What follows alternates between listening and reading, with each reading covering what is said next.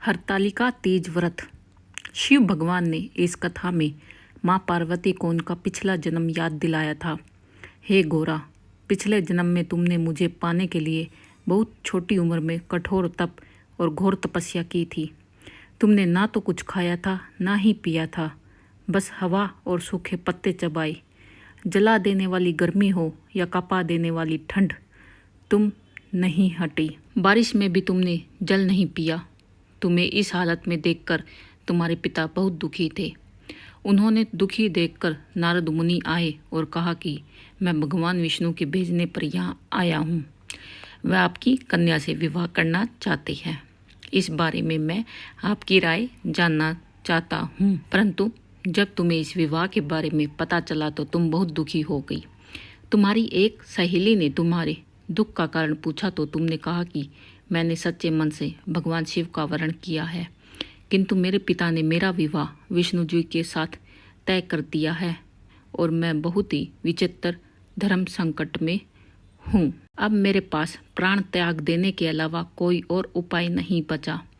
तुम्हारी सखी बहुत ही समझदार थी। उसने कहा, प्राण छोड़ने का यह कारण ही क्या है, संकट के समय धैर्य से काम लेना चाहिए।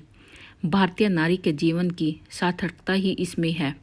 जिसे मन से पति के रूप में एक बार वरण कर लिया, जीवन प्रयत्न उसी से निर्वाह करे। मैं तुम्हें घनघोर वन में ले चलती हूँ, जो साधना स्थल भी है और जहाँ तुम्हारे पिता तुम्हें खोज भी नहीं पाएंगे। मुझे पूर्ण विश्वास है कि ईश्वर अवश्य ही तुम्हारी सहायता करेंगे। तुमने ऐसा ही किया। तुम्हारे पिता तुम्हें घर में न पाकर बड़े ही चिंतित और दुखी हुए।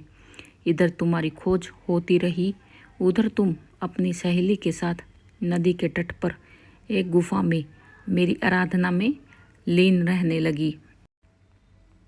तुमने रेत के शिवलिंग का निर्माण किया। तुम्हारी इस कठोर तपस्या के प्रभाव से मेरा आसन हिल उठा और मैं शीघ्र ही तुम्हारे पास पहुंचा।